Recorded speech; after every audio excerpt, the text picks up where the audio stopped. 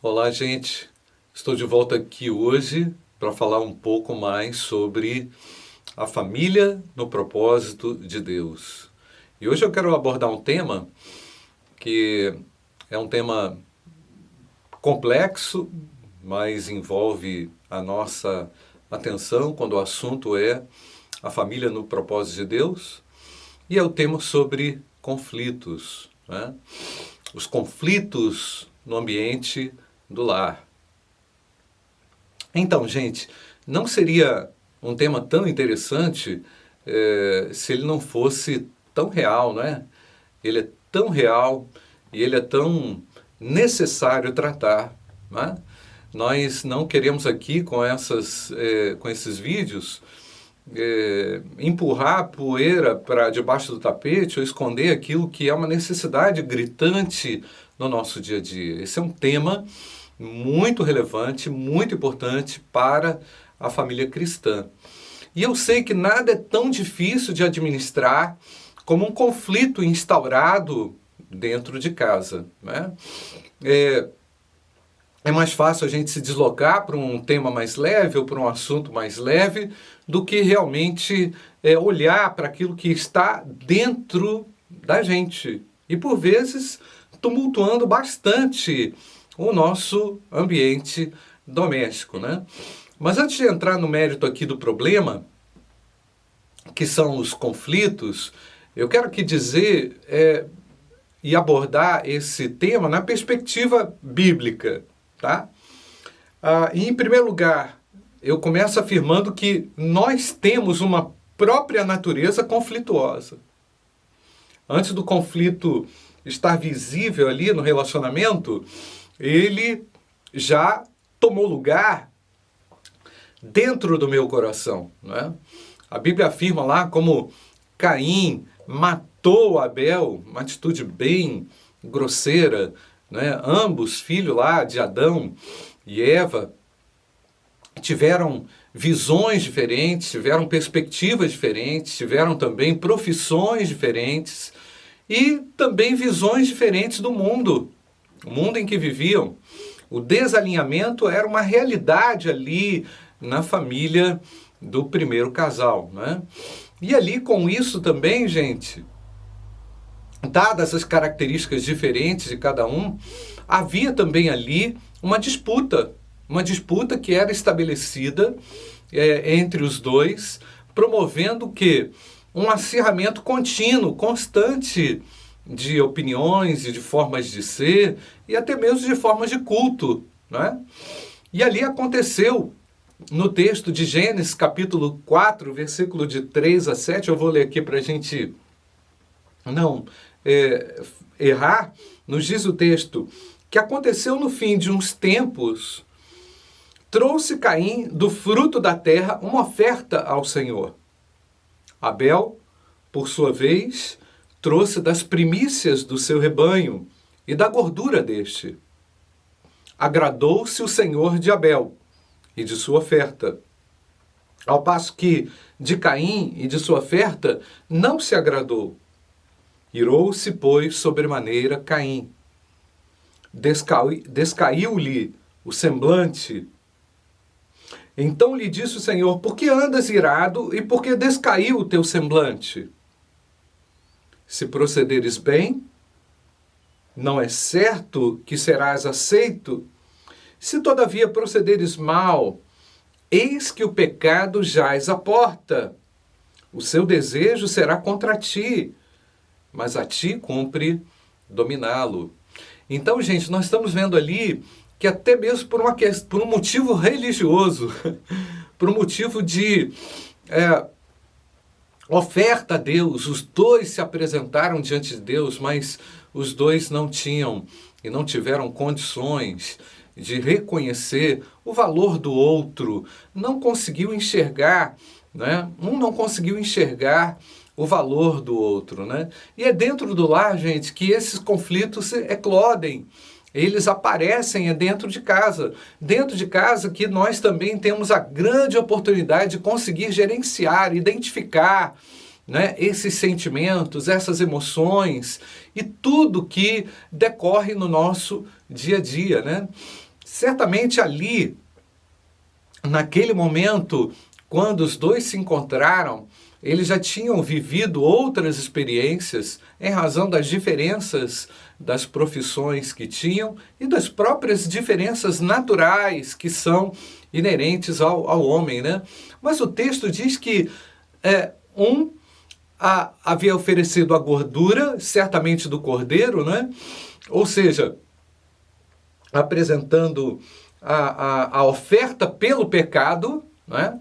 E o outro, Caim, entregou uma oferta de ações de graças e essa oferta não foi aceita. E aí, gente, é que entrou um elemento tão difícil na convivência, que é o ciúme, que é a inveja e o desamor, a ira, não é, irmãos? E quando todos esses sentimentos entram em cena numa relação familiar, tudo parece desmoronar, e tudo desmorona, né, irmãos? Quando há uma vazão de todos esses sentimentos negativos nos nossos relacionamentos. Temos ou não temos, gente, uma natureza conflituosa?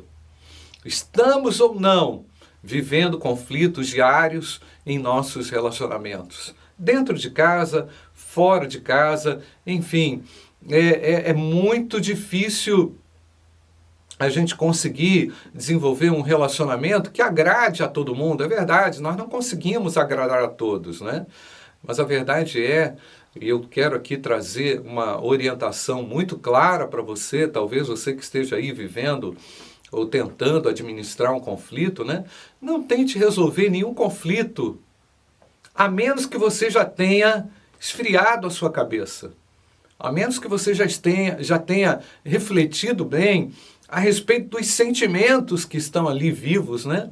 Outra coisa, não se coloque como juiz, não se coloque como árbitro entre você e o teu irmão. Não faça isso. Não se coloque acima de ninguém.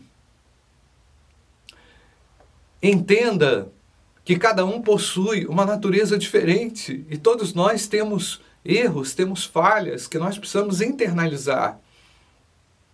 Esse triste momento na história humana, irmãos, mostra que nada podemos resolver de forma segura, de cabeça quente, ou irado, ou revoltado, ou cheio de amargura, não é? Nós temos uma natureza conflituosa, individualmente, cada um de nós, não fica olhando o outro não, é você. E um segundo ponto que eu queria destacar aqui, quando o assunto é conflito, é que temos uma trajetória de vida também conflituosa, não apenas uma natureza conflituosa, mas uma trajetória de vida marcada por conflitos, né? Quando nós avaliamos a nossa própria história, temos que olhar no retrovisor da vida, né? Eu costumo dizer isso, irmãos, e encontrarmos motivos que justifiquem aquilo que nós passamos. Porque cremos que Deus está inserido na nossa história. Mesmo no tempo da nossa ignorância, quando andávamos sem Deus no mundo, né, Deus estava ali, nos orientando. Então foram perdas que ocorreram, foram erros que você cometeu, né? Muitas vezes esses erros geram culpa, geram traumas, geram dificuldades. Por isso que eu falo que a nossa trajetória de vida é conflituosa para nós mesmos, né? Mas nós, como cristãos, acreditamos firmemente que tudo esteve e está e estará nos planos de Deus. Deus usa aquilo que deu errado. Deus está usando e estará sempre usando aquilo que aparentemente não contribuiu. Então, há muitas pessoas que se tornam amargas. Olha aí, gente. Há muitas pessoas que se tornam dificilmente tragáveis em razão das experiências difíceis que elas experimentaram, né? Porque elas não souberam vencer, não conseguiram interpretar adequadamente aquilo que aconteceu lá atrás, em etapas difíceis, em momentos difíceis nas suas vidas, né? Há muitos que carregam traumas, eu respeito tudo isso e sei o quanto eles são fortes, muitas vezes alguns carregam recalques, né, em razão de coisas que aconteceram, que fugiram do controle, uma doença, a morte de alguém, de um ente querido, enfim, há alguns que estão sem a certeza que o mal que fizeram lá atrás, não é, foi por Jesus Cristo perdoado. Há algumas pessoas que convivem com a culpa do pecado, porque elas não conseguiram deixar essas culpas, esses medos, esses problemas ou esses pecados nas mãos de Deus, né? O que eu quero resumidamente dizer aqui, irmãos, é que todos nós trazemos marcas positivas e também marcas negativas. E isso, em algum momento na história, aparece.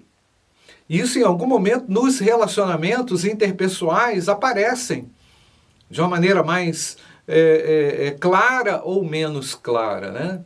E se nós não resolvermos, meu amado, esses conflitos ou essas questões lá do passado, nós certamente desenvolveremos atitudes e comportamentos completamente complexos nos nossos relacionamentos. Vamos fugir de todo mundo, vamos fugir de tudo. Podemos ter uma atitude ou agressiva ou extremamente defensiva diante da vida, diante de pessoas, evitando relacionamentos ou então atingindo alguém que nós muitas vezes amamos, não é? Então o apóstolo Paulo, irmãos, mesmo transformado por Jesus, o apóstolo Paulo, mesmo sendo usado tremendamente por Deus, em um momento da sua história, ele disse: esquecendo-me das coisas que para trás ficam, prossigo para o alvo. Em outras palavras, o passado não pode aniquilar o meu presente e tampouco não pode impedir de olhar de uma forma muito positiva para o meu futuro, né? Há um futuro, eu sei, mas também há um passado. E há uma série de reações nos nossos relacionamentos que, por vezes, complicam ainda mais a situação. Então, além de sermos pessoas conflituosas, nós também temos experiências conflituosas, né? Então, todos nós somos resultado de uma trajetória conflituosa, maior ou menor, como disse, né? Então é necessário desenvolver esse autoconhecimento, né? Sobretudo é importante enxergar a Jesus Cristo na história, em cada etapa da sua vida, em cada etapa difícil ou boa, né? Para que você consiga ser um instrumento de Deus nos relacionamentos, né? Então eu quero fazer um apelo a você: busque esse autoconhecimento através da oração, através da intervenção do Espírito Santo. Antes de querer resolver o problema dos outros, colocar-se como juiz sobre A ou B ou C, olhe para dentro de você. Entenda que Jesus Cristo é uma referência nos relacionamentos. Olhe como Cristo se relacionou. Sobretudo, meu querido, minha querida, viva o amor. Se realmente o amor de Deus é e está derramado sobre o seu coração, você tem a chance de amar, você tem a chance de se relacionar, mesmo com tudo que está aí dentro, de uma maneira amorosa. O apóstolo Paulo certamente viveu esse conflito todo e diz que se esqueceu, esquecendo-me das coisas que para trás ficam, certamente ele carregava a culpa de ter consentido na morte de muitos cristãos, coisas muito equivocadas que ele fez.